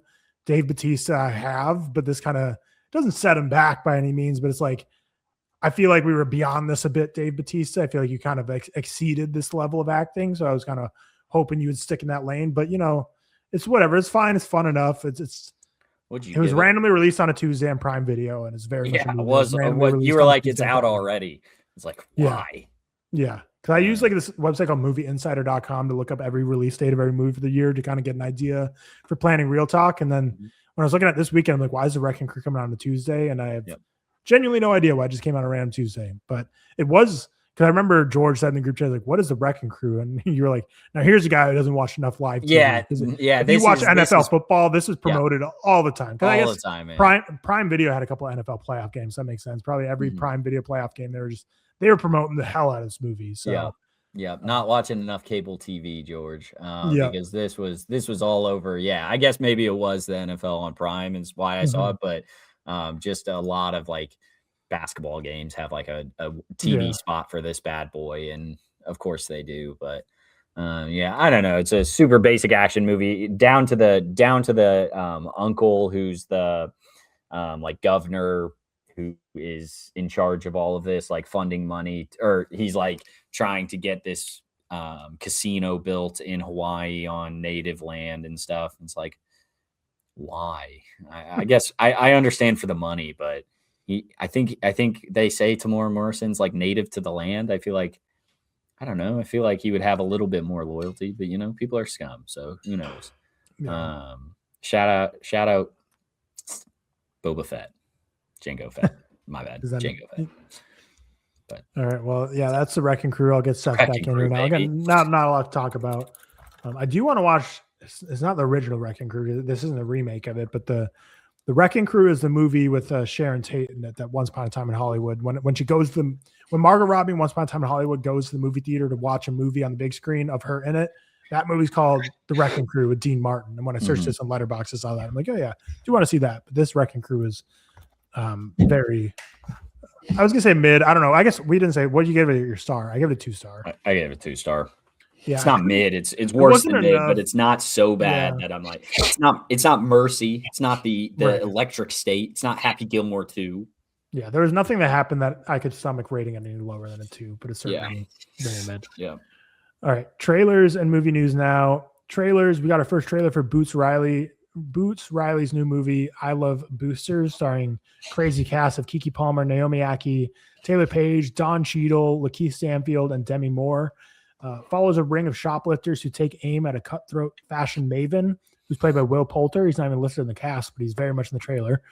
In theaters on May 22nd. So I thought the movie looks like a lot of fun. I think on Patreon. I think actually it was on a Patreon episode it was before we ever even did them exclusively. We were really sorry to bother you. That was probably like our 50th or something exclusive review, maybe, or probably. Which I think we all really liked, if I remember correctly. Yeah, really liked, and also there's a lot more in that movie that was beyond the surface in terms of that movie goes in crazy directions that you would have never got from the synopsis of the trailers. So, wondering if something like that will be a part of I Love Boosters. This is the opening night movie, the premiere movie for. Actually, no, it's not the opening night movie because the opening night thing for South by Southwest is like a TV show, but this is premiering at South by Southwest. So George and I will be able to see it at the premiere. So that's exciting. But yeah, this looks fun. An original film, Boots Riley. I've only ever seen Sorry to Bother You from him, but I really dug it. And Lakeith Stanfield's being reunited with him here. And the trailer looks like a whole lot. He had one film. Very possible. Yeah, he has one film and a TV show. Yeah. Oh, okay. What? Yeah, I knew he had something other than a limited TV show called I'm a Virgo. Oh, okay. It's on Letterboxd, but it's 211. So yeah, it's a TV show. Okay, got it. So he has one film. I think this looks really, really good. Like the production, the costumes look incredible. I really enjoyed Sorry to Bother You. I can guarantee with this being neon, I won't get to see this until like next year. I can 1,000,000% guarantee that, which is really annoying. Neon sucks. Got to up their distribution game. That's brutal. But yeah, looks great. Looks really, really good. I'm jealous you guys get to see it on the opening night because it looks. Really good. It should be a good one. We didn't get a lot of trailers to movie news this week, but then another trailer we got is first teaser for Jury Duty season 2. This season is gonna be following employees on a company retreat, except the business isn't real and all the employees are actors except one man. Released March 20th on Prime Video. Did you watch the first season of Jury Duty? I did. No, but this looks fun. Wait, you didn't watch Jury Duty season 1, Cam? Nope. Oh, I think it's a hoot. I watched it when it was blowing up, and Riley and I watched it together. We had a great time with it. It's one that's it's almost like punked or whatever in the sense that like once it happens once, it's kind of hard to recreate because like basically the whole show is a fake show where they just take one real normal person and say they're going to be on jury duty, and everyone is like the judge, the case, everyone else in the jury duty are all actors that are paid, and all these crazy things happen. So it's like a Truman Show scenario where you're just kind of throwing this guy in the mix. And it was super fun social experiment to see play out with this guy who thinks he's just serving on a normal jury duty. And it's in like LA County. So like James Marsden is the only actor in the show that like everyone would know James Marsden, but like he plays himself in the show and he's like trying to get out of jury duty because he's an actor type of thing. So it's like, is it real? You can buy into. No.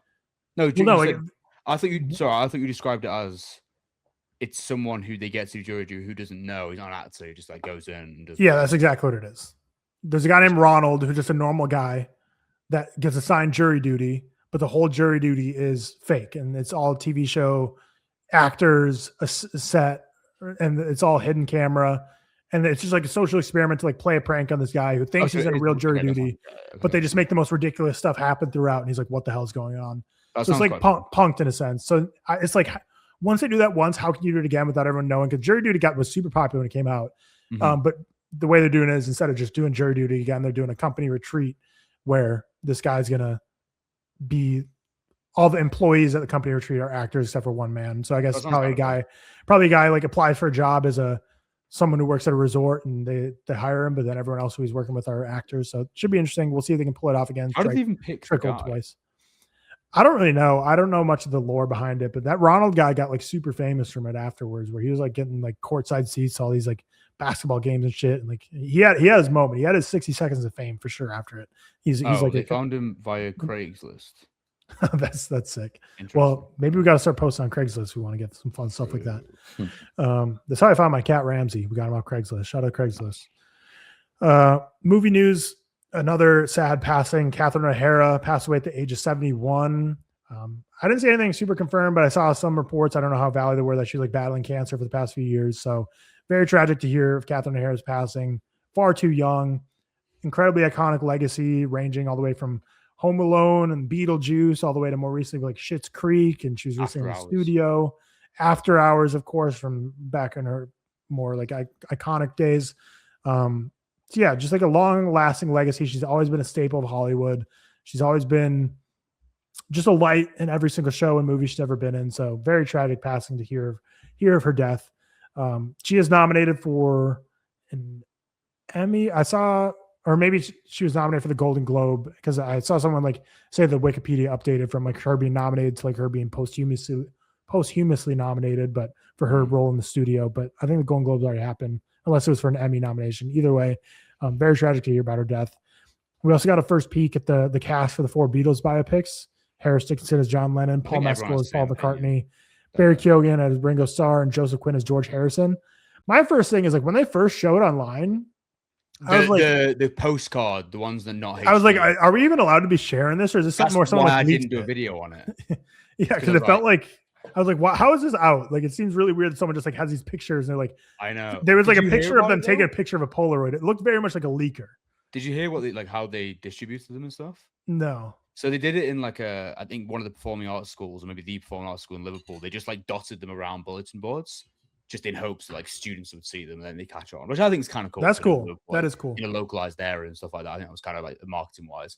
I think we all kind of had the same opinion when they came out. I mean, like for me and for the hundreds of millions of people worldwide who love the Beatles music, it's a difficult one. And I think visually, it's a case where we all think the same thing. Paul Mescal looks really good. Harris Dickinson looks good, but the photo is like kind of skewed on that one. I can't. That one's hard to get a full grasp. Looks good as far as I can see. Barry Keoghan doesn't look amazing as Ringo, but he looks better than I expected him to. I thought they'd make him a little bit worse. But the problem with Barry Keoghan, he has a very distinguishable face, which I think really hinders him in these sort of roles. And then Joseph Quinn looks like Joseph Quinn. Put up a side by side with Joseph Quinn and George Harrison. He just looks like Joseph Quinn. You can't take away the Joseph Quinn-ius in his face. Joseph Quinn is Joseph Quinn. Looks nothing like George Harrison. That's my piece. And I think everyone kind of thought the same thing when they were revealed as well. Yeah, I mean, it's just his eyes. He just has those huge brown eyes, and those just permeate everything. And it's just when I saw that picture, I'm like, that's just Joseph Quinn. Whereas Barry Keoghan, like you said, is very clearly Barry Keoghan as Ringo Starr, but he looks like enough. Like, I mean, terrible. Yeah. Whereas Joseph Quinn, I'm like, man, this really is Joseph Quinn. But Paul Mescal is Paul McCartney. He's like a scarily good transformation. I mean, again, we're just seeing one snippet of these people, but the snippet I was like, holy shit, one's at least that's like crazy. Frontal kind of, right? That you get the full picture there. Whereas, like you said, George Harrison looks really, or not George Harrison, John Lennon. Yeah, Barry and that one's hard to see. Paul like that frontal, whereas Harris, John Lennon, and George Harrison are like to the side a little bit, so it's a bit more difficult to distinguish. But I think it's obvious that Paul Mescal looks like a young Paul McCartney. Like it's a really, really good one. Like I was critical of the castings at first, as everyone was for an initial point, but I think. The thing is, and obviously, you'll say this as well. I think this is the case with so many biopics. but especially with people from Liverpool, it's the accents. Are they going to be able to nail the accents? That's the big, huge thing here.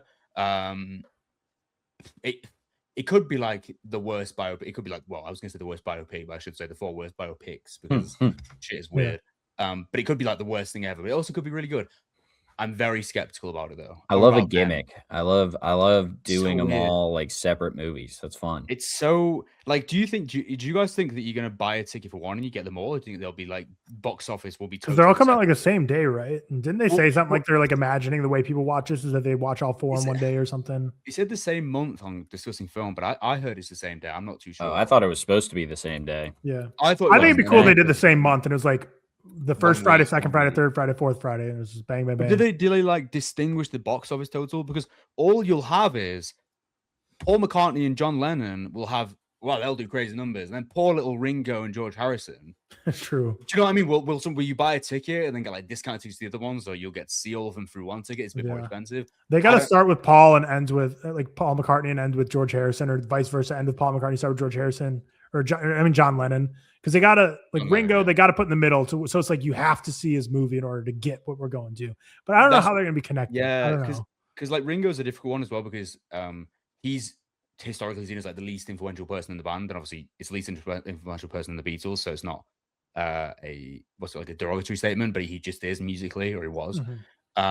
So I imagine they'll have him and George in the middle, and like end with a bang, like with George Harrison, or even have them first. I just don't understand how they're going to distinguish like box office totals. Is it fair to take in 4 movies and have them together? Do you sell it as one ticket?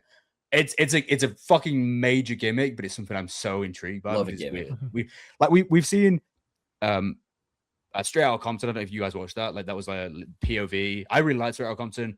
4-person group, like POV, perspective and stuff like that. And then, but we've never seen it done like this, where it's individual films. Like, how long are they going to be? Shit is weird. Shit is so weird. It's the weirdest thing ever, but it's kind of fun. So yeah, we'll see how they pull it all off. But the final bit of news is that the final Fast and Furious movie was rumored, and now it's kind of like official. Fast Forever is the name of it, in theaters on March 17th. 2028. Do we think they pick up with the cliffhanger or just ignore that? Remember, it was on a funniest thing. Yeah, the movie ended with they were driving down the Hoover Dam, and there was a bunch. All his friends are cruising the airplane, the helicopter, right? That like exploded, or maybe. I don't know. Maybe. It was on the down. Yeah, I remember that. So will it pick up with that? I don't know. God, I hated that fucking film. Horrible. Yeah, I hope this is a good Jason Momoa movie. That was a fun Jason Momoa. He's the only one in that film where I was like, this is kind of fun. When he was having a good time. Do that. Don't be. I think Vin Diesel in Fast X is like all time bad. He has scenes in that film where I was like, that movie's so funny, man. So bad. Take it back to make Fast Forever just back to them stealing DVDs from the like whatever store they were stealing them from in the first movie. Instead of like going to space and shit. Yeah, it was crazy, man. Gone crazy. One thing you didn't mention, sorry, I was doing something during that. Daredevil season 2. Come on, baby, we're back. Also releasing in March. This March is gonna be crazy for people like me that just love to consume slop media. Apparently this is a peak slop though, according to the Slopverse. I mean Daredevil season 1 I didn't love, but Daredevil season 1 trying to think, like it got rewritten in the middle there, so you can very clearly tell like it was originally it was originally going to be just a courtroom drama, like very low amounts of Daredevil, which is interesting, but maybe not good. And then I think when it was watched by executives and stuff, they were like, hey, this sucks, which I'm shocked they were able to tell based on their other shows that they did. But like the Daredevil show on Netflix is so good that like they should have known. And so they changed it a lot. Added back original characters, added back Kingpin, like just wanted to do that all again. And you can tell like the things that are rewritten / the things that are not. And so it gets very wonky in there. And so I think they have good grounds to be running on right now. So hopefully it's good. I'm excited. Cam, as our chief fast food expert on the pod, let's see What if a you can see title. this. Would you eat? I've never. This is an airport vending machine. White I Castle. don't eat White Castle. Would you try that? Nope, I don't eat White Castle. Is White Castle nice? Is it White Castle is where I draw the line. White Castle is already known as like the bottom of the barrel fast food disgusting. So having one of those in an airport vending machine, that's just that is before White, a flight White that should be Castle illegal. Like that's where I before a flight would be crazy. Because that's not just hurting you. That's hurting everyone around you. That is I won't do it. The gas. I don't eat White Castle. Would you get any fast food from an airport vending machine like that? Raising Cane or Chick-fil-A? Chick-fil-A probably. A vending machine? They were in their little packs and they were like reset at the start of the day, maybe. No, not a vending I don't know. machine. I like fast food a lot. I really, really do. But yeah, that sort of thing, I'm not sure I can get behind. Fucking vending All right. Well, that'll do it for Real Talk episode 178. This week on the podcast, Thursday, we're going to be doing a draft of our most anticipated movies of 2026, our actual most anticipated films. We're doing an auction draft. Last time before we just did kind of what we were predicting, like Michael or whatever. I said I'm going to give that a 2.5. We're actually going to draft in an auction draft our most anticipated top 5 films. or 10. We're doing an auction draft, and it will. Shit! I did a top 10. All right, it's fine. I did a top 10.